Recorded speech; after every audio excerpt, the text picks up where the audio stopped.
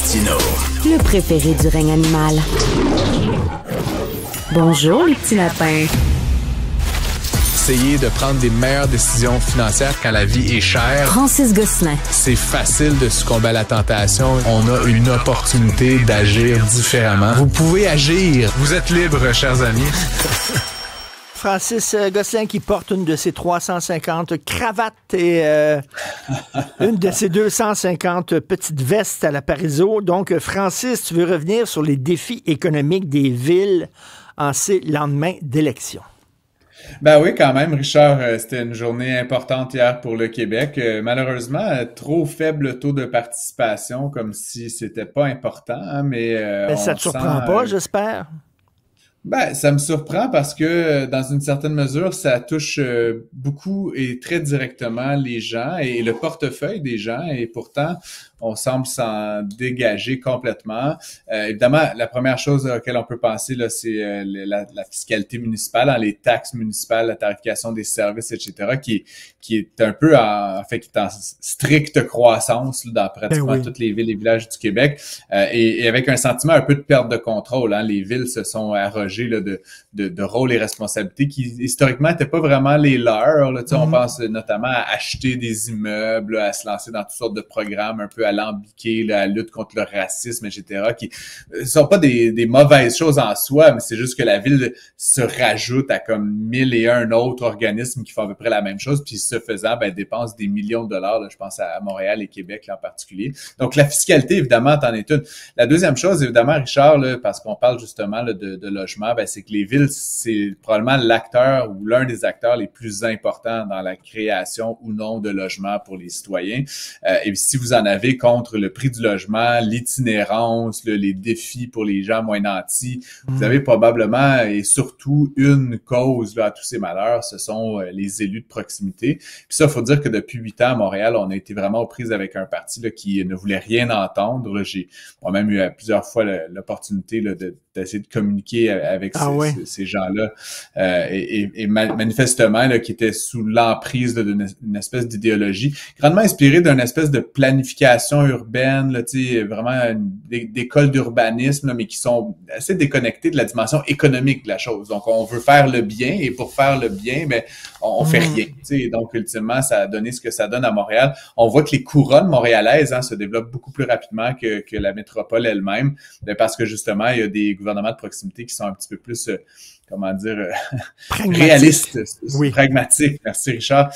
Puis évidemment, la dernière chose, Richard, c'est tout le volet économique. Puis ça, moi, ça me touche très directement. Puis ça, c'est un choix ou c'est une préférence, on pourrait dire, mais sans vouloir casser du sucre sur le dos de Projet Montréal là, ou des cendres fumantes de ce qu'il en reste. C'est pas un parti qui a placé l'économie dans le cadre de sa réflexion, de sa démarche. On sentait que c'était pas important, le développement économique, l'attraction d'entreprises, la création d'entreprises. C'était comme une espèce de 8e priorité.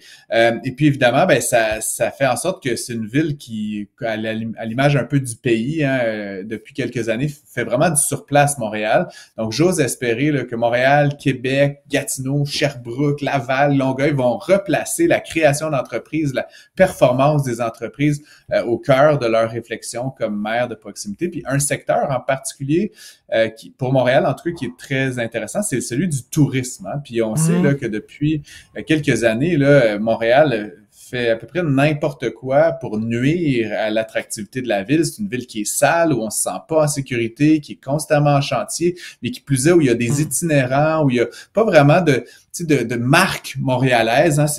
C'est comme on voit aux États-Unis parfois, Richard, tu as le service étranger, puis tu as le service intérieur. Ben Montréal, sous Valérie Plante, a vraiment été axé sur le service intérieur. On a voulu plaire aux Montréalais, ce qui est totalement normal, mais ce faisant, on a complètement sacrifié le volet attractivité de Montréal. C'est même surprenant qu'on ait réussi à garder le Grand Prix, là, qui est l'événement touristique le plus attractif au Canada, faut le rappeler à chaque fois. Écoute, il y a des personnalités étrangères, là, des artistes, des musiciens qui sont venus puis qui ont fait des petites vidéos TikTok puis qui ont posté ça à leur gonzillion d'adeptes en disant, regardez le nombre de cônes oranges qu'il y a à Montréal, ça n'a pas de maudit bon sens.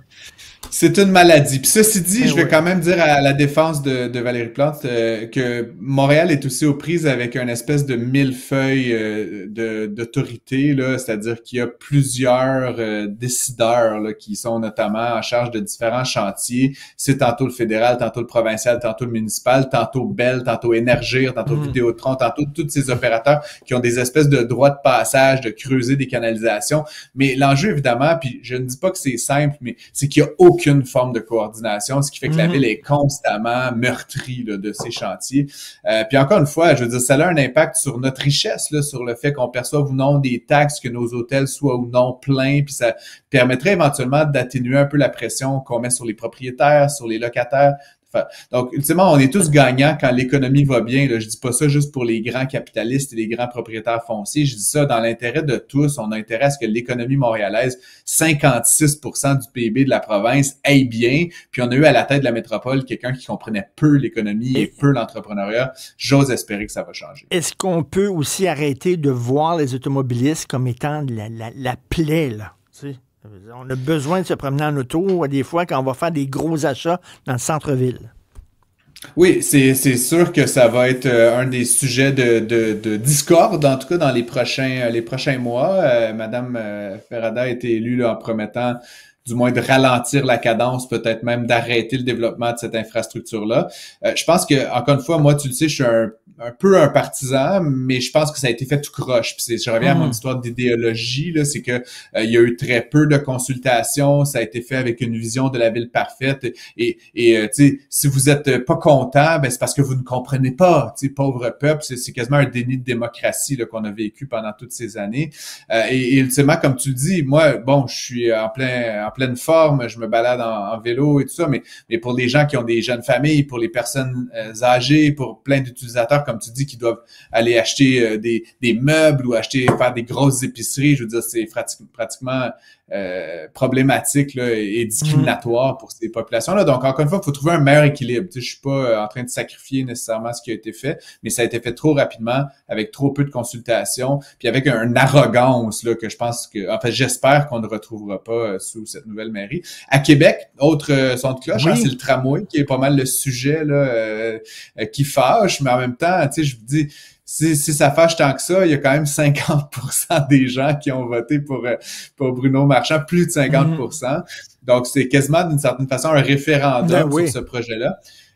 Petite parenthèse, Richard, moi j'ai habité 5 ans à Strasbourg là, quand je faisais mes études il y a très longtemps, il y a 15 ans.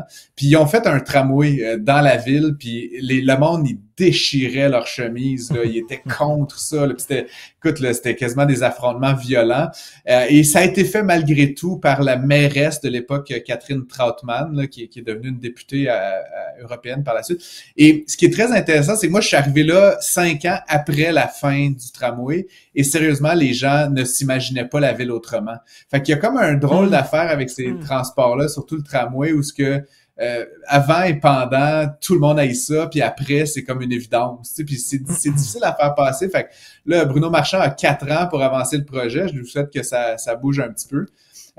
Mais chose certaine, c'est aussi un enjeu de mobilité puis de transport, puis un rapport entre l'auto puis la mobilité durable qui va se poser dans ce. Je pense que c'est une victoire aussi éclatante de M. Marchand. Merci beaucoup, Francis. On se reparle demain. Salut. Plaisir. À demain.